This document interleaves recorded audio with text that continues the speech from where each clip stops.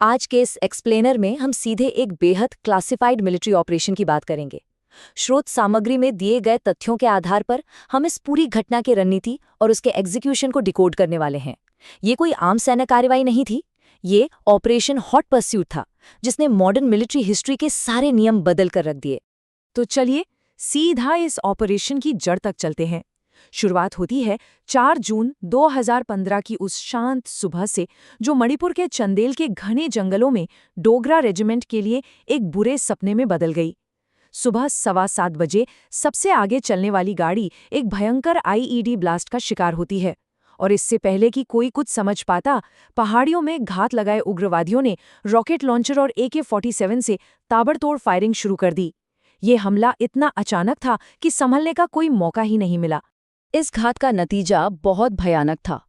पल भर में हमारे 18 जवान शहीद हो गए और 15 गंभीर रूप से घायल हो गए। जाहिर है, इस घटना ने हालात को तुरंत एक लोकल सिक्योरिटी इशू से एक हाई प्रायोरिटी नेशनल क्राइसिस में बदल दिया। अब इस स्तर के हमले के बाद दिल्ली में हलचल मचनी ही थी। अगले ही दिन एक top secret war room meeting बुलाई गई। इसमें प्रधानमंत्री, रक्षा मंत्री, गृह मंत्री, NSA अजीत डोभाल और तत्कालीन सेना प्रमुख दलबीर सिंह मौजूद थे। इंटेलिजेंस से साफ हो चुका था कि आतंकी बॉर्डर पार करके म्यांमार के घने जंगलों में छिप गए हैं। अब यहाँ एक बहुत बड़ी रणनीतिक दुविधा थी, जिसे समझना जरूरी है। अगर एयर स्ट्राइक करते हैं तो आतंकियों के कैंप के आसपास रहने वाले बेगुनाह नागरिकों की जान जा सकती थी, जो एक बड़ा मानवाधिकार उल्लंघन होता। और अगर ग्राउंड स्ट्राइक करते हैं, यानी सेना को सीधे बॉर्डर पार भेजते हैं, तो निशाना तो सटीक लगेगा, लेकिन हमारे कमांडोज की जान पर बहुत बड़ा खतरा मंडराता। इसी टेंशन के बीच सेना प्रमुख दलबीर सिंह का एक बहुत ही अहम और कॉन्फिडेंट बयान आता है। उन्होंने सीधे कहा, सर, मुझे सिर्फ 3 दिन चाहिए। बस इसी एक वाक्य ने पूरे मिशन के लिए एक टिक टिक करती घड़ी सेट कर दी। एक्शन का फैसला हो चुका था। अब काउंटर अटैक को समझने से पहले जरा इस टारगेट को तो समझ लें। ये हमला NSCN नाम के गुट ने किया था।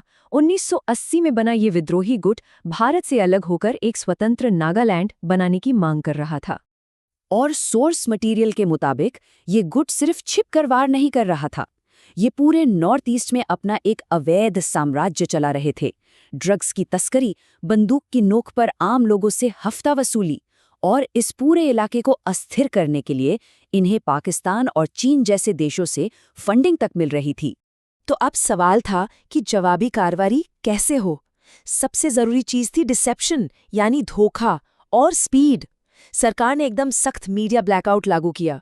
हालात बिल्कुल नॉर्मल दिखाने के लिए प्रधानमंत्री अपने पहले से तय बांग्लादेश दौरे पर चले गए, और इस बीच रातों रात 21 पैरा स्पेशल फोर्सेस, जिन्हें टाइगर क्लॉज भी कहा जाता है, उनके 70 सबसे बेहतरीन कमांडोज को बिना किसी की नजर में आए दीमापुर एयरलिफ्ट कर लिया गया।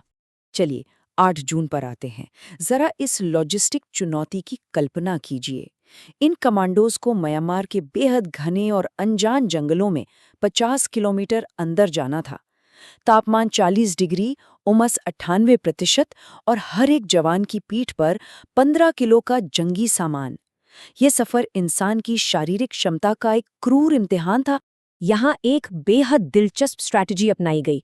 बॉर्डर पार करते वक्त इन एलीट कमांडोज ने बिहार रेजिमेंट की साधारण वर्दी पहन रखी थी। क्यों? ताकि अगर कोई उन्हें दूर से देख भी ले तो उसे ये न लगे कि कोई बहुत बड़ा और घातक स्पेशल फोर्स मिशन चल रहा है। अब सोचिए, आप एक टॉप सीक्रेट मिशन पर दुश्मन के इलाके में हैं, रात का अंधेरा है, और अचानक आपके सामने 2 हथियारबंद अजनबी आ जाते हैं। एक छोटी सी भी गलती या एक भी गोली चली तो पूरा मिशन वहीं खत्म हो सकता था। लेकिन गोली चलाने के बजाय एक बड़ा फैसला लिया गया। पता चला कि वो आतंकी नहीं, बल्कि वहीं के स्थानीय शिकारी थे। अब न तो बेगुनाहों को मारा जा सकता था और न ही उन्हें छोड़ना सुरक्षित था, क्योंकि वो आतंकियों को खबर कर सकते थे। इसलिए मानव अधिकारों का सम्मान करते हुए उन्हें सुरक्षित बंधक बना लिया गया और अपने साथ ही रखा गया। खैर, रात के 8 बजते बजते ये 70 कमांडो कैंप की बिल्कुल परिधि तक पहुंच चुके थे। और ये कोई छोटा मोटा कैंप नहीं था। 500 एकड़ में फैला ये कैंप एक पहाड़ी पर था, जिसे 10 ऊंचे वॉच टावरों ने घेर रखा था, जहां स्नाइपर तैनात थे। अंदर भारी मात्रा में विस्फोटक मौजूद था। हमारी दोनों टीमों ने इस कैंप को चारों तरफ से जकड़ लिया। अब शुरू होता है धैर्य का असली इम्तिहान। रात 8 बजे से लेकर अगली सुबह 5 बजे तक इन जवानों को अंधेरे में बिना हिले डुले, बिल्कुल खामोश, घात लगाकर बैठना था। ये इंतजार किसी यातना से कम नहीं था, जो इनके असीम अनुशासन को दिखाता है। और रात 1 बजे मनोवैज्ञानिक युद्ध का एक बहुत ही अजीब नज़ारा देखने को मिला। उग्रवादी भारतीय सेना के जवाबी कार्रवाई से इतने डरे हुए थे कि उन्होंने अचानक जंगल के अंधेरे में अंधाधुंध फायरिंग शुरू कर दी और टॉर्च की तेज रोशनी मारने लगे। और सबसे बड़ी विडंबना देखिए, वो इस बात से पूरी तरह अनजान थे कि जिन कमांडोज को वो ढूंढ रहे हैं वो उनसे कुछ ही फीट की दूरी पर बिल्कुल शांत लेटे हुए हैं। और फिर सुबह के 5 बजते हैं। जैसे ही आतंकी बेफिक्र होकर सोए, स्ट्राइक शुरू हो गई। एक साथ 10 रॉकेट लॉन्चरों ने कैंप पर आग बरसा दी। ठीक उसी सेकंड हमारे स्नाइपर्स ने वॉच टावर के गार्ड्स को ढेर कर दिया और ग्राउंड टीम सीधे कैंप के अंदर घुस गई। पलक झपकते ही पूरा कैंप तबाह हो गया। सबसे हैरान करने वाली बात क्या है, ये सब कितनी देर चला? सिर्फ 40 मिनट। एक क्रॉस बॉर्डर मिलिट्री ऑपरेशन इतने खतरनाक इलाके में, और उसका कॉम्बैट फेज महज 40 मिनट में बिल्कुल परफेक्शन के साथ खत्म कर दिया गया। 100 से ज्यादा उग्रवादी बेअसर कर दिए गए। ऑपरेशन पूरा होने के बाद उस पूरे कैंप को जलाकर राख कर दिया गया ताकि वो फिर कभी इस्तेमाल ना हो सके।